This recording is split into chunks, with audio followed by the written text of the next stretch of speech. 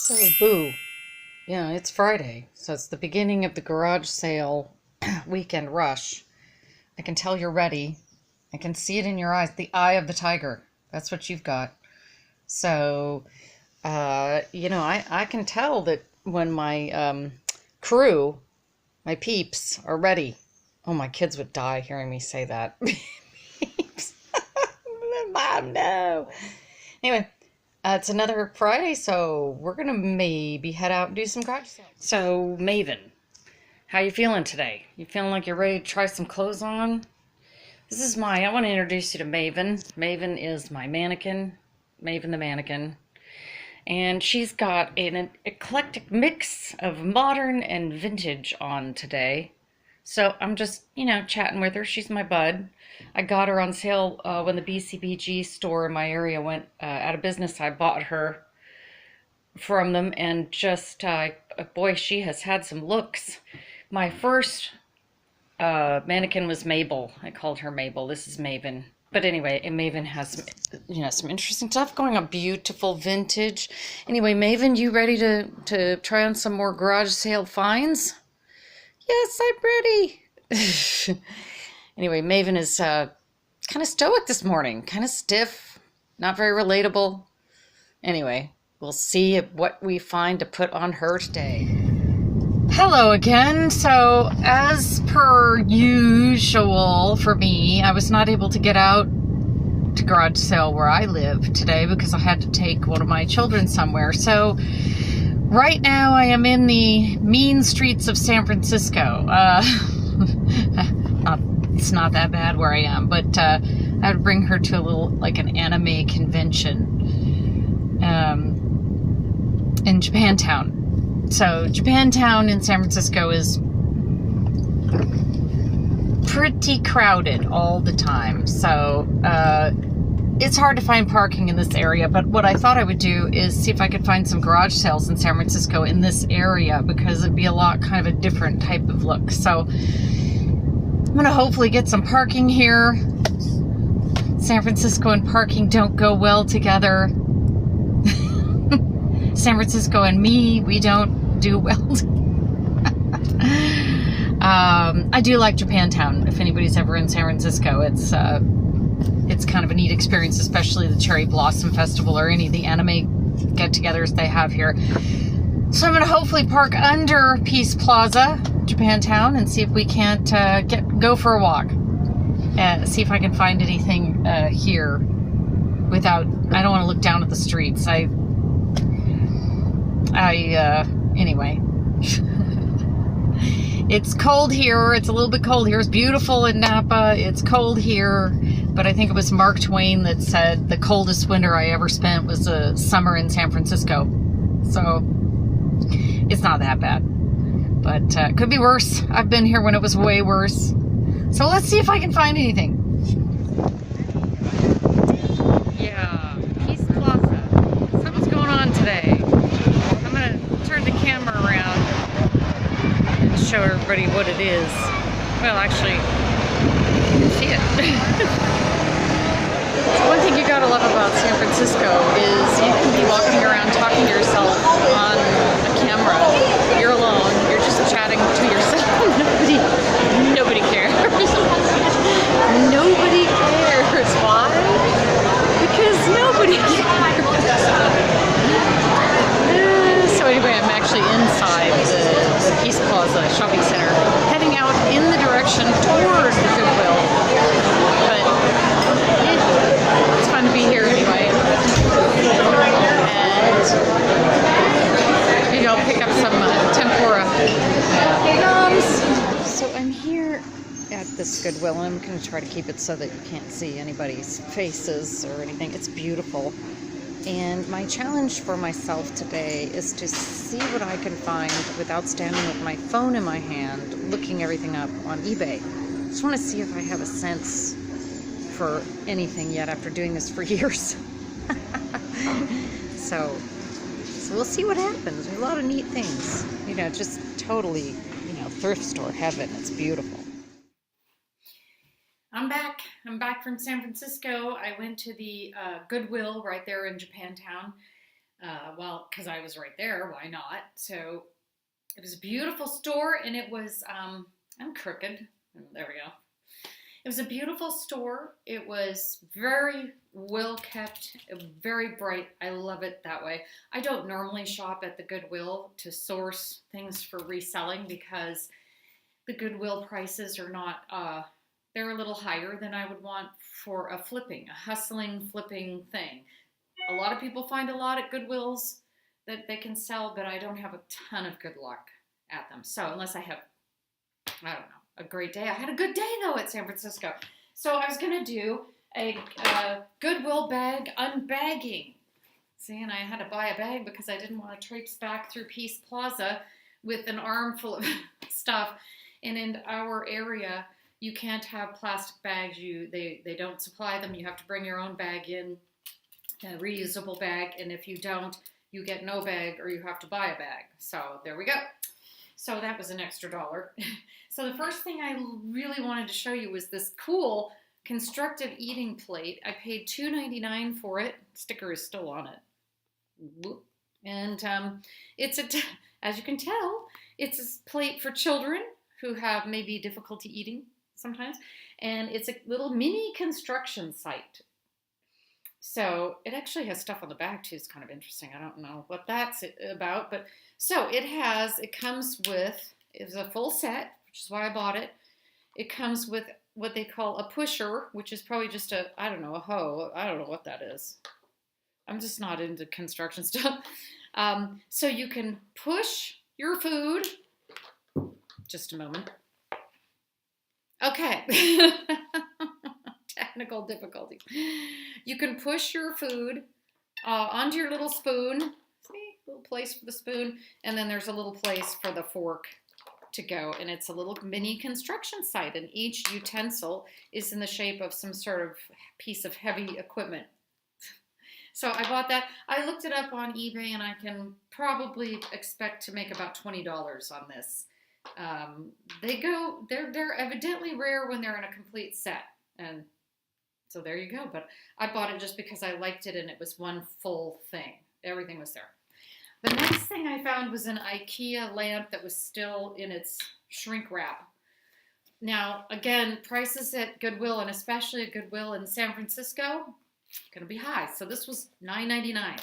And the reason I was willing to spend that was when I looked at it, I thought this would either go in the room I'm setting up for my photography work area, where it will always be set up for my photography for eBay and everything else. And this would be a good light to have on a table. If I need the lampshade off, I take it off. Anyway, and it comes with its own light bulb in there. But also, it's just a nice piece and it's sealed. So when I brought it home and I looked it up on eBay, the only one for sale was over $40. I have no idea if that's what it's worth. I don't think so. I don't think it would have been that expensive at IKEA. It would have been probably closer to the $9.99. But I figured if I don't sell this, I can definitely use it. Probably will sell it because that's what I do. If so, I'm hoping I will clear about $15 on that. So the next item is I went into the men's area, and the men's area is really nice, but it had this in it, and I actually think this is a woman's piece. This is a Pendleton wool plaid button-down classic. I always look for Pendleton labels in the men's section because they sell well and they sell for a good amount. However, this was in the men's section, but I think it's women's, and the reason I think that is there's darting in the back.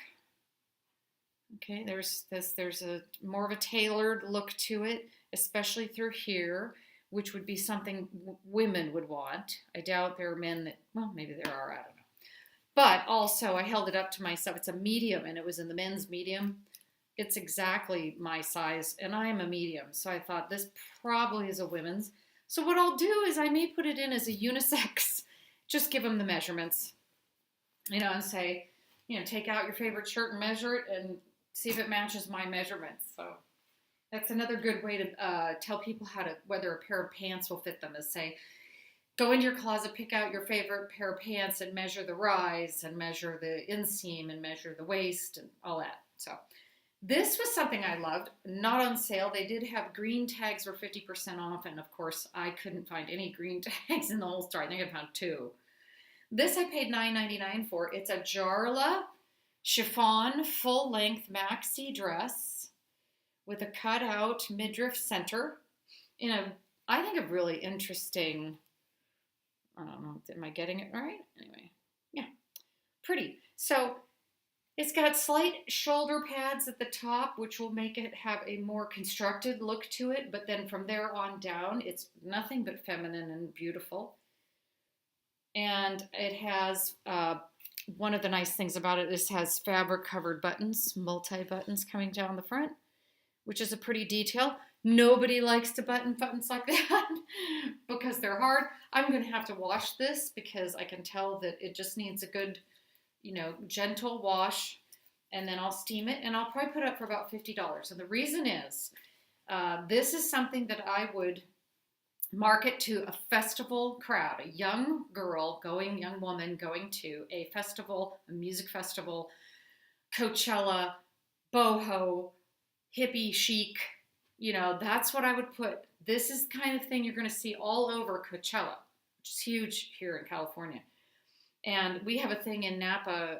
We have Bottle Rock, which is a huge music festival here in Napa. We have Porch Fest. We have all this stuff, which my son is playing at Porch Fest this year. And he played at Bottle Rock last year. He's Alec Ferris. He's a musician. Little plug there. But anyway, this is the kind of thing you'd see girls wearing. These maxi dresses, and just chic and gorgeous and young and pretty. And I just loved it. So for $9.99, I figured I could probably flip if I position it right with my title. So that's not a bad idea. Titling is important. People will click on, as anybody who sells on eBay knows, the title is, and the photos are everything. Okay, this is a LA Sarah dress, and it's a natural fabric dress. I think it's probably cotton. I can't find the fabric tag. I paid $6.99 for it. It's got the Indian design in what they would normally wear tunics. It's got the embellishment around the front area, and it has an empire waist. I know some people say empire, but back when I was in school and studying fashion design and studying the history of costume, it was an empire waist. So suddenly it's empire. Maybe it's just where I am from. Anyway, it has a tie going through the center, so when you put it on, you can adjust it to fit right here. So it's a perfect fit every time. So I just thought that was beautiful. And for $6.99, probably put that up in the 20s. So I want to clear about $10 to $15 on that. If not, I'll adjust. You have to be super flexible always. The next thing I found was this very cool upside down dress. No, it's a Betsey Johnson Intimates. And what I like about this one is it has, it's got a lot of feminine detail for one. It is definitely an intimate. I know people could wear this over or with other outfits and go out. It's a beautiful piece. Another piece you could wear to a festival, boho, hippie chic festival thing. But it's got beautiful feminine touches, ruffles. I love the paisley floral kind of detail pattern on it. And it has 2 ties in the back, one at the top and one at the bottom. It's tie. There's no other way to hold it together but through the ties, which I'm not holding well, but anyway, you can see it. And of course, there's a somewhat of a lining in the bust line, but not enough to make it, not enough to line it so that you can't see through it. You could. So I really liked this. I think it was $6.99, I said, and I think I can probably get in the $26, $27 area because it is a Betsey Johnson, and she has some real loyal followers, and she has beautiful, unusual, kind of youngish looking styles, even for women that are my age. You could wear some Betsey Johnson and not, feel too old. Okay. Speaking of Indian tunic, I've got one on today, so I guess that's why I'm drawn to them. And this was the last thing I found, and it's a Kate Spade sweater. It is a cotton silk cashmere blend, and boy, can you feel that. It's There's nothing like a blend of natural fabrics when it's done right. I love man-made fabrics. I think they're awesome. I wear them all the time, but natural fabrics, when blended together correctly, are like heaven. I mean, like sleeping in 600 count sheets versus 100 count thread count sheets. So, and this also has a really neat, Kate Spade was known for simplistic with a detail. So here we go. She's got a little boat in the back. So I thought that was very pretty. And it's gorgeous. It's just short sleeved and would drape beautifully. I'm going to ask probably between $45 and $50 for this. I paid $4.99. And the reason I would ask $45 to $50 is it is a beautiful blend, and it's absolutely worth that price. It's in perfect condition. And if it doesn't sell for that, I might as well keep it for $4.99 because it fits me as well. So that's how I judge things. I don't think I'm particularly greedy when it comes to my sales, but in some of the things, if I'm not going to get a good enough price, I'm just going to put it in my closet, wear it for a while, and then maybe put it for sale. So remember to keep your eyes open for treasure. And if you like what you have seen on this video, please subscribe and we'll do another unboxing or unbagging together. Click on the little cat in the right-hand corner. Thanks.